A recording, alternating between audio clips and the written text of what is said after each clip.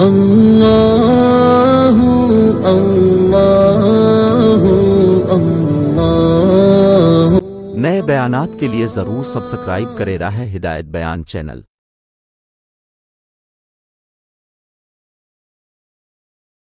تو نیت عالم میں بسنے والے ہر فرد امت کی، آپ بدعا کرتے تھے قومیں جو ہے طائف کے لوگ ہلاک ہو جاتے، دو پہاڑوں کے اندر پس جاتے، ختم ہو جاتے، لیکن آپ نے فرمایا کہ مجھے امید ہے اگر یہ لوگ ایمان نہ لائے تو ان کے آنے والی نسلیں ضرور ایمان لائیں۔ اور یہ ہوا، رسول اللہ علیہ وسلم کی دعا کا یہ اثر ہوا کہ ان کے آنے والی نسلیں ایمان لائیں۔ اور اب تو آپ جائیں گے قبیلہ ثقیف کے پاس تو الحمدللہ سب ایمان والے ہیں، اور پھر ماشاءاللہ ان میں سے کتنے دعوت کے کام میں لگے، اور کتنے علماء بنے، اور کتنے جو ہے ملکوں میں ہدایت کے پھیلانے کا ذریعہ بنے، اور انہی کی برکت ہے کہ ہم لوگ ایمان والے ہیں، انہی کی برکت ہے۔ اس لیے ہمارے امام الیاس رحمۃ اللہ علیہ فرماتے تھے داعی کی اذیتیں یہ بھی ہدایت کا ذریعہ بنتی ہیں۔ اذیتوں پہ صبر کرنا، اور یہ اذیتیں خالی نہیں جائیں گی۔ جب اذیتیں برداشت کی جاتی ہیں تو پھر ہدایت شروع ہوتی ہے۔ مکے میں ہدایت جب شروع ہوئی، جب اذیتیں شروع ہوئی، جیسے اذیتیں شروع ہوئی ایسے ہدایت بھی شروع ہو گئی۔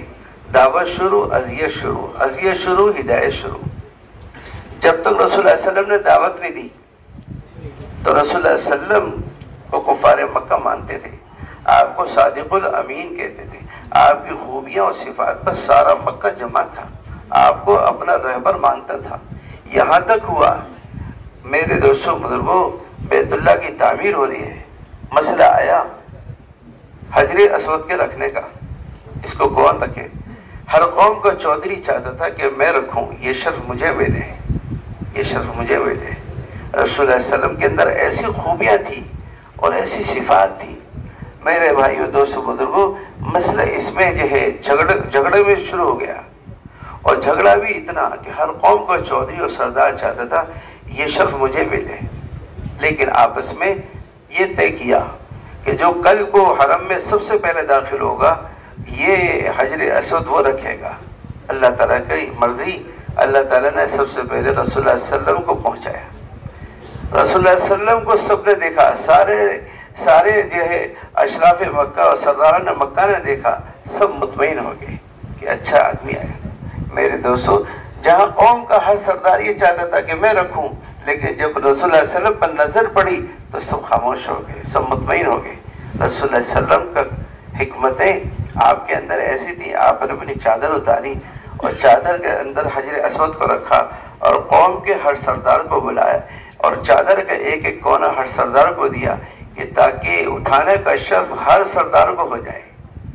یہ چیز اس لیے، لیکن ایسی خوبیوں پہ جمع تھے، ایسی محبت کرنے والے تھے، آپ کو صادق الامین کہا جاتا تھا، آپ کی خوبیوں کو بیان کیا جاتا تھا، لیکن جب آپ نے محنت شروع فرمائی وہ سب کے سب مخالف ہو گئے، دشمن ہو گئے، اور ایسے دشمن ہوئے کہ میرے دوستو آپ حضرات کو تاریخ و سیرت معلوم ہے، بیان کرنے کی ضرورت نہیں۔ اور اس کے بعد جیسے دشمنی شروع ہوئی اور اذیت شروع ہوئی، ایسے ہدایت بھی شروع ہو گئی۔ 40 سال تک ایک آدمی ایمان میں داخل نہیں ہوا، لیکن جیسے دعوت کی محنت شروع ہوئی، اذیت شروع ہوئی تو ہدایت بھی شروع ہو گئی۔ آہستہ آہستہ 23 سال کے عرصے میں 1.25 لاکھ کا مجموعہ ایسا تیار ہو گیا جس نے جان مال کو اللہ کے کام کے لیے حوالے کر دیا۔ یا رسول اللہ صلی اللہ علیہ وسلم، جان بھی آپ کے حوالے اور مال اور صلاحیتیں بھی آپ کے حوالے، آپ جہاں چاہو استعمال کرو۔ اللہ کے تیروں میں سے تیر ہیں، ہم بچانے والے نہیں ہیں، ہم تو لگانے والے۔ آپ کی منشا پر ہم اپنی جان دے دیں گے۔ آپ کی منشا ہوگی پہاڑوں سے کودنے کی، پہاڑوں سے چھلانگ لگا دیں گے۔ آپ کی منشا ہوگی سمندر میں گوتا لگانے کی، سمندر میں گوتا لگا دیں۔ آپ کی منشا ہوگی آگ میں کودنے کی، ہم آگ میں کود جائیں گے۔ ہم بنی اسرائیل کی طرح سے نہیں ہیں، ہم تو آپ کی منشا کو جاننے والے اور اس میں اپنا سب کچھ لگانے والے۔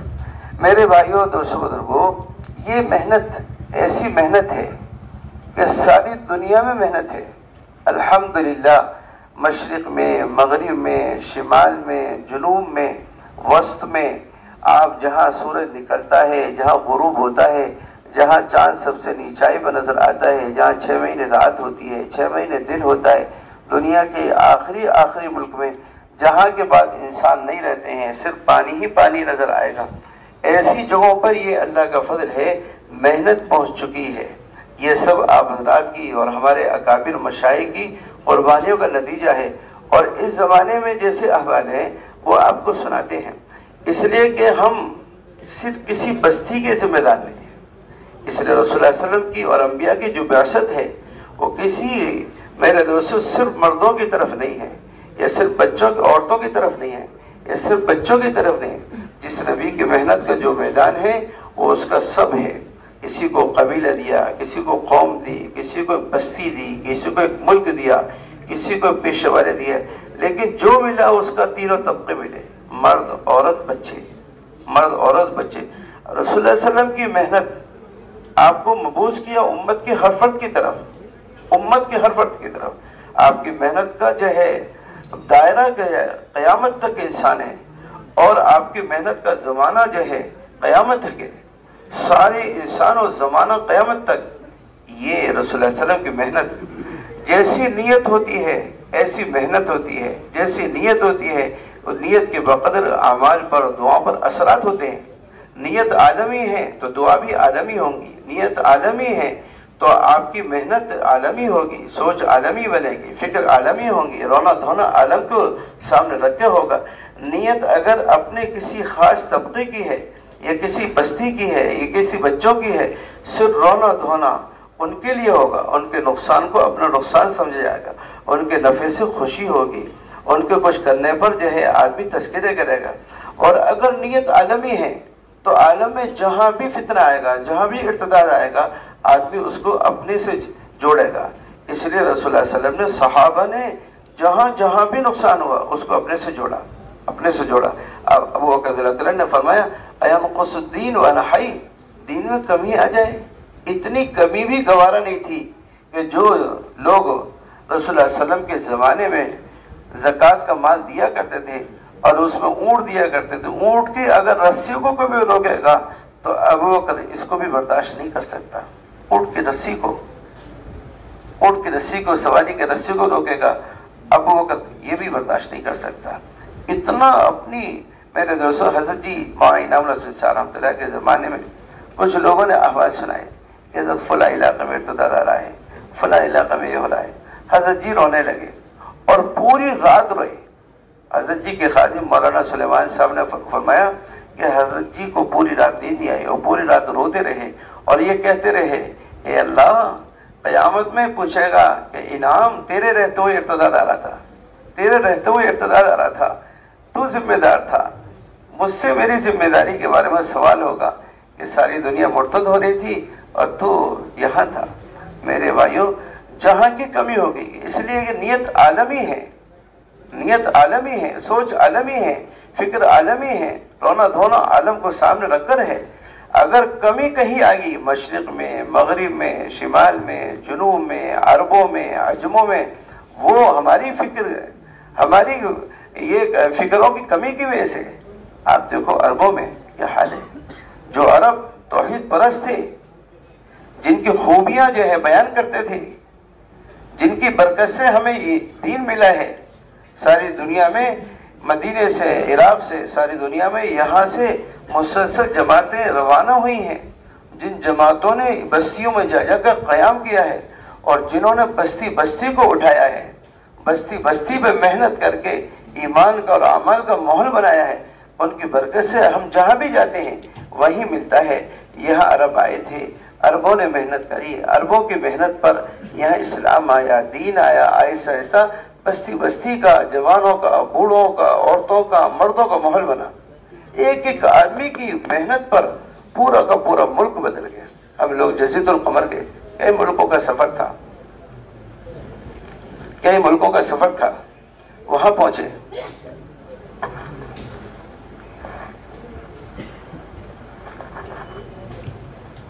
جزیرۃ القمر پہنچے، اللہ اکبر، यहाँ चांद सबसे नीचा नजर आता है, सबसे नीचा।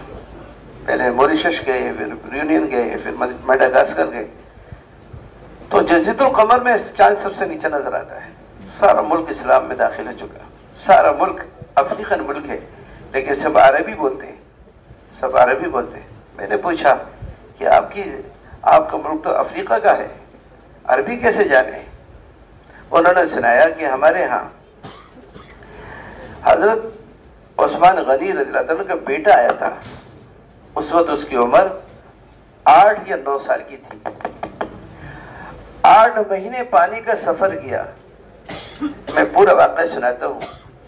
यहाँ बादशाह को मालूम हुआ, जज़ीरतुल कमर का बादशाह था, कि दुनिया में रसूलुल्लाह सल्लल्लाहु अलैहि वसल्लम तशरीफ ला चुके हैं। उससे शौक पैदा हुआ कि चलो मदीने रसूलुल्लाह सल्लल्लाहु अलैहि वसल्लम से मिलने चलते हैं।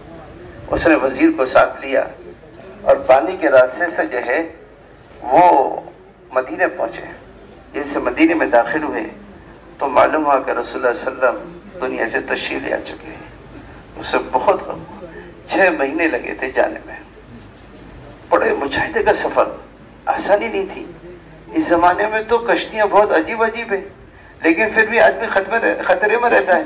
बाद में तो कश्तियां जो है हवा तेज हो जाती है, हवा तेज हो जाती है तो कश्ती हिलने लगती है, और जब कश्ती हिलती है तो आदमी अव्वल की दुआ भी याद कर लेता है और आखिर की भी पढ़नी पड़ती है, कहीं ऐसा ना हो कि आखिर के पढ़ने का मौका न लगे।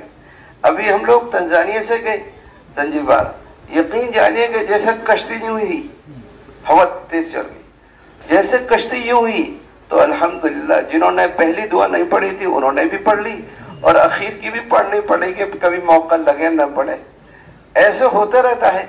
और उस जमाने में तो अजीब मरहला था, कैसे सफर होता था। सहाबा की कुर्बानियां ऐसी जगहों पर जा जाकर याद होता है कि वो सहाबा ने कैसी कुर्बानी दी। तो छोटे से वो उन्होंने नियत करी कि मैं तो यहीं ठहरता हूँ। दोनों इस्लाम में दाखिल हुए। वजीर वापिस हो गया, बादशाह ने क़याम का इरादा कर लिया। जब तीसरा दौर आया, हजरत उस्मान गनी रज़ियल्लाहु अन्हु का दौर आया, अचानक ख्याल आया कि हम तो यहाँ पड़े हुए हैं और हमारी कौम और हमारे मुल्क वाले ऐसा ऐसा लोग दुनिया से रुखसत हो रहेंगे कल में नमाज के बगैर। हमें कुछ करना चाहिए, कुछ करना चाहिए, हमें जाना चाहिए, मेहनत करनी चाहिए। वो अमीरुल मोमिनीन के पास हाजिर हुए, कहा कि अमीरुल मोमिनीन हम चाहते हैं अपने मुल्क में जाके मेहनत करें। कहा बहुत अच्छी बात है। सहाबा का तो ये मिजाज था मेहनत का, काम का। यकीन जानिए कि उन्होंने कहा कि अच्छा हमारे साथ यहाँ का कोई आदमी भी दीजिए। तो हजरत उस्मान रज़ियल्लाहु अन्हु ने फौरी तौर पर अपने बेटे को हवाले किया, जिसका नाम था मोहम्मद बिन उस्मान बिन अफ़्फ़ान। उसकी उम्र थी 8 या 9 साल की, 9 साल की भी लगाए। 9 साल का बच्चा होता क्या है, अल्लाह ताला काम लेने के लिए अल्लाह के यहाँ उम्र की भी कैद नहीं और असबाब की भी कैद नहीं, जिससे चाहे काम ले ले। उम्मत का इस जो है जालिमीन का सबसे बड़ा जालिम, जालिमीन में सबसे बड़ा जालिम अबू जहल, कोई मौका नहीं छोड़ा। और उसको कत्ल करने वाले कौन, छोटे से 2 बच्चे। छोटे काम लेने वाले अल्लाह हैं, जिससे चाहे अल्लाह के सामने पेश करना चाहिए। बच्चा पेश करेगा, बच्चे से काम ले लेंगे। जवान पेश करेगा, जवान से काम ले लेंगे। बूढ़ा पेश करेगा, बूढ़े से काम ले लेंगे। अधेड़ उम्र पेश करेगा, अधेड़ उम्र से असबाब वाला पेश करेगा। सवाल पेश करना बंदों का काम है, कबूल करना खालिक का काम है। कबूल करने वाले अल्लाह हैं, पेश करने वाले हमें। हमारे पास जो कुछ होगा, जो सलाहियतें अल्लाह ने दी हैं, जो माल जान माल दिया है, जो क़ुव्वत और ताकत दी है, और जो कुछ भी अल्लाह ने दिया है सब अल्लाह का दिया हुआ है। अल्लाह के काम के लिए पेश करेंगे। आप यकीन जानिए कि उन्होंने सुनाया कि वो बच्चा हमारे पास है, पर उन्होंने मेहनत करी। 1 साल की मेहनत के अंदर पूरा का पूरा मुल्क इस्लाम में दाखिल हो गया। 1 साल के बाद उनका इंतकाल हो गया। उनकी कब्र वही बनी हुई है। कई मरतबा हमारी हाजिरी हुई इज्तिमा में, जब जाते हैं तो वहाँ उनकी कब्र पे भी हाजिर होते हैं। उनका नाम लिखा हुआ है मोहम्मद बिन उस्मान बिन अफ़्फ़ान। उनके बराबर बादशाह की कब्र है। और माशाल्लाह इसी तरह से दोनों कब्र बाकी है। तो एक एक बच्चे से अल्लाह ने पूरे के पूरे मुल्क को बदल दिया है। छोटी छोटी जमातों की बरकत से क्या क्या हुआ है, लेकिन मेहनत छूटने की वजह से जो कुछ सहाबा करके गए हैं उसका बाकी रखना भी मुश्किल हो गया है। आहिस्ता आहिस्ता ابھی ہمارا اس لاک ڈاؤن میں سارے تقریباً خلیج کا اور شام کا ان ملکوں کا سفر ہوا. آپ عربوں کی میں سناتا ہوں. اردن جو ہے، اردن سعودی ہے، اردن ہے، لبنان ہے، یہ سب ملکوں کا سفر ہوا. سب ملکوں کا جگہ جگہ احوال بھی لیے، ملکوں کے، صوبوں کے، علاقوں کے. کیا حال ہے جو انبیاء اور صحابہ کی محنت کی جگہ ہیں، محنت کی جگہ ہیں، جہاں انبیاء صحابہ نے اپنی جانیں لگائی ہیں. آج باطل کی نظر گہری ان پر ہے. ہمیں معلوم نہیں ہے کہ عالم میں کیا ہو رہا ہے، معلوم نہیں ہے کہ عالم میں کیا ہو رہا ہے. ہم تو صرف خبروں کو سنتے ہیں، خبروں کو کوئی بھروسہ نہیں، اس لیے کہ جتنے آلات ہیں وہ سب ان کے قبضے میں ہیں، جو چاہتے ہیں وہ دیتے ہیں. لیکن حال یہ ہے آہستہ آہستہ عرب، جن کا معاشرہ، جن کی عورتوں میں حیا و پردہ، جن کے جوانوں میں، بوڑھوں میں توحید اور صفات و خوبیاں جن کے اندر بھری ہوئی تھی، ایسا ایسا وہ توحید سے نکل کر شرک میں آ گئے. کتنے لوگ ایسے ہیں. اردن دنیا کا ایسا ملک ہے کہ حرمین کے بعد سب سے اہم ملک وہ اردن یعنی ملک شام ہے. 36,000 صحابہ کی قبریں ہیں، وہی اصحاب کہف ہیں، وہی قوم لوط کی بستی، اور وہی شعیب علیہ السلام کا گھر اور ان کا قبر.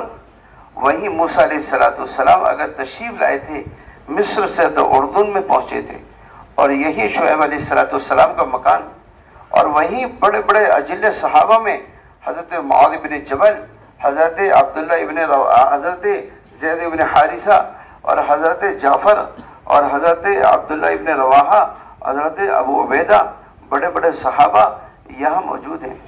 حضرت معاذ بن جبل علم کے سمندر، علم کو حلال حرام کے اعتبار سے سب سے زیادہ جاننے والے، اللہ کے رسول نے ان کی قبر کے قریب میں ایک کتوہ لگا ہوا ہے، وہاں لگا ہوا ہے، ان کا بورڈ لگا ہوا ہے. بورڈ پہ ان کی جو رسول اللہ علیہ وسلم نے فضائل و مناقب بیان کیے ہیں، اور جو ان کی تاریخیں ہیں وہ تاریخیں لکھی بھی ہیں. کیسے بلا سکتے ہیں؟ اس کی لکھا ہے کہ اللہ کے رسول صلی اللہ علیہ وسلم نے ان کو کیا کہا. اللہ کے رسول نے فرمایا واللہ یا معاذ انی لأحبک فی اللہ، اے معاذ میں اللہ کے لیے تم سے بڑی محبت کروں. اور حلال حرام کو سب سے زیادہ جاننے والے، اور محنت کرتے کرتے مدینہ چھوڑا اور محنت کرتے کرتے یہاں آئے. کئی ملک ان کے ہاتھ پر فتح ہو گئے. 33 سال کی عمر میں انتقال ہو گیا. 33 سال میں عالم الناس بھی بن گئے، اور 33 سال میں ملک فاتح بھی بن گئے. ملک فاتح بھی بن گئے. حضرت ابو عبیدہ جو اس امت کے امین ہیں، ان کی قبر وہیں. پورا ملک شام ان کے ہاتھ پر فتح ہوا. اور جب طاعون کی بیماری آئی تو وہ اس بیماری کے اندر جو ہے اللہ کو پیارے ہو گئے. حضرت عمر رضی اللہ تعالیٰ کا خط آیا کہ مجھے معلوم ہوا ہے کہ ایسے سے حالات ہیں، جیسا آپ میرا خط پڑھو ایسے ہی آپ شام سے میرے پاس آ جاؤ. طاعون کی بیماری چلی ہوئی تھی، بڑے بڑے صحابہ اس کی نظر ہو چکے تھے. بڑی تعداد صحابہ کی طاعون کی بیماری میں جو ہے دنیا سے منتقل ہو گئی، اللہ کو پیارے ہو گئے. وہ خط عصر و مغرب کے بیچ میں ملا. کہنے لگے، اسے خط کو پڑھتے رہے، ہنستے رہے. کہنے لگے شہادت کی تمنا کرتا تھا، آج شہادت کا موقع آیا ہے تو امیر المومنین شہادت سے روک کر مجھے اپنے پاس بلانا چاہتے ہیں، شہادت سے روک کر مجھے اپنے پاس بلانا چاہتے ہیں. اور خط لکھوایا کہ میں تو انہی کے ساتھ رہنا چاہتا ہوں. کون ہے؟ امت کے ایک. فرمایا اللہ کے رسول نے ہر نبی کا ایک امین ہوتا ہے. میرا امین کون؟ حضرت ابو بیٹا. اللہ کہا کہ میں تو انہی کے ساتھ رہنا چاہتا ہوں. تو امیر المومنین نے دوسرا خط لکھوایا کہ جاؤ ان کو خط لکھو کہ ایسا ہے اگر وہ انہی کے ساتھ رہنا چاہتے ہیں تو اپنی قیامگاہ کسی اونچی جگہ پہ بنائیں جہاں سے آب و ہوا اچھی ملتی رہے. تو امیر المومنین کا خط پڑھ کر ایک صاحب کو حکم دیا کہ آپ کسی پہاڑی پر جگہ دیکھ کر آؤ. وہ ہمت نہیں کر سکے، بیماری لاحق ہو چکی تھی، ہمت نہیں کر سکے. خود ہی جو ہے سواری لی، سواری کے رکاب پر قدم رکھا، جیسے دوسرا رکھا بیماری ان کو بھی لاحق ہو چکی تھی۔ بیمار ہوتے ہوتے ہوتے معاذ ابن جبل کو اپنی جگہ امیر بنایا اور اتنے میں اللہ کو پیارے ہو گئے۔ یہ خبر معاذ ابن جبل کو لگی کہ حضرت ابو عبیدہ نے امارت آپ کی طرف منتقل کر دی ہے۔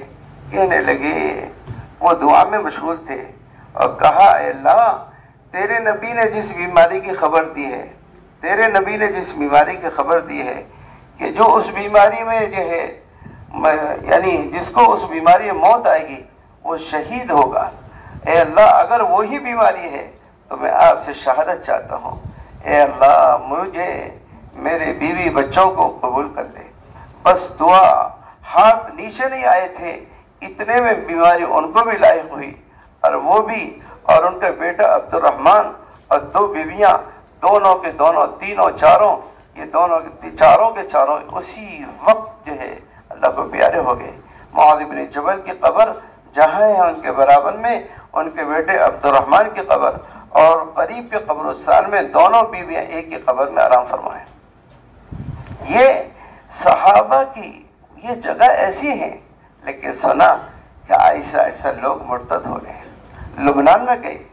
ہم نے کہا کہ بھئی یہ جہاں لوگ ہیں خیموں میں ہیں ان میں گشت کرنے جانا، ہم نے گشت کیا، معلوم ہوا کہ اوہو لوگ مرتد ہو رہے ہیں۔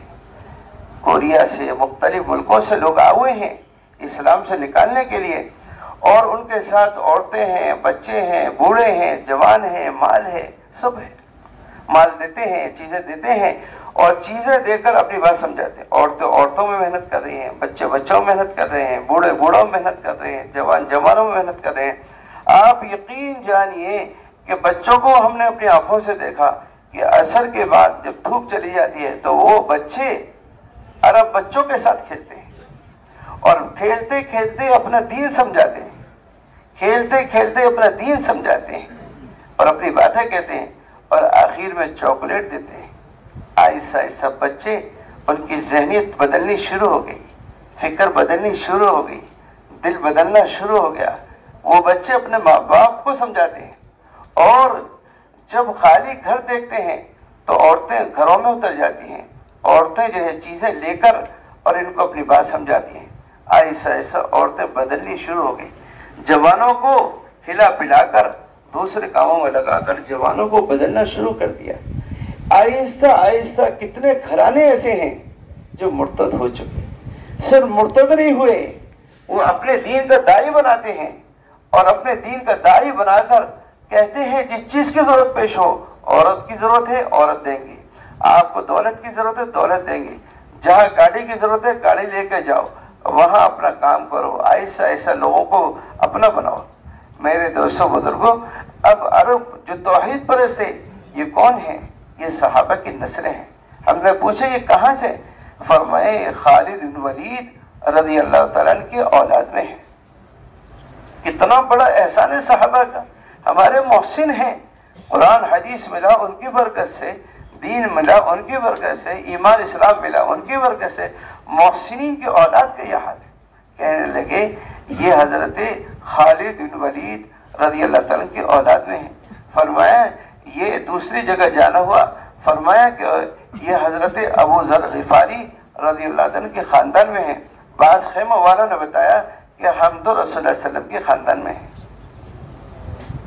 یہ حال، یہ ایسا نہیں ہے کہ ہم سنی سنائی بات کریں، ہم لوگ خود گئے ان کے پاس کہ آپ کس کے خاندان میں ہو؟ کہ جی ہمیں تو حضرت ابو ذر غفاری کے خاندان میں، تو ان کے خاندان میں ہمارے پاس سلسلہ ہے۔ حضرت خالد بن ولید کی قبر کیونکہ ملک شام میں ہے، ملک شام میں ہے۔ حضرت ابو ذر غفاری رضی اللہ عنہ جو ہے وہ ملک شام کے تھے۔ یہ قبیلہ جو ہے ملک شام کے راستے میں پڑتا تھا، جسے آپ نے سنا ہوگا فضائل اعمال میں حضرت شیخ الحدیث مولانا زکریا صاحب نے لکھا ہے کہ جب ایمان لینے کے لیے آئے تھے تو حضرت عباس نے یہ کہہ کر چھڑایا تھا، لوگوں تمہارا ملک شام کا راستہ بند ہو جائے گا، یہ وہاں پڑتا ہے، کیسے جاؤ گے؟ تو ان کے اولاد وہاں، اور حال یہ، اور یہ ایک ملک میں نہیں، یہی حال دوسروں کا ہے۔ ہم لوگ سعودی گئے، سعودی کے مختلف علاقوں میں جوڑ تھے، ہر شہر میں جوڑ تھا، ہم مدینے سے 25 کلومیٹر دوری پہ پہنچے ایک جوڑ میں. انہوں نے اپنی کارگزاری سنائی کہ ہمیں یہ معلوم نہیں تھا کہ مسجد نبوی کہاں ہے. یہ وہ علاقہ ہے جہاں سے شیخ نے لکھا ہے کہ سلمہ ابن اکوا یہ رسول اللہ علیہ وسلم کے اونٹ لے کے بھاگا تھا. وادی نخل جسے کہتے ہیں, یہ وادی نخل غابہ, یہ وہ جگہ ہے, یہ وہ جگہ ہے.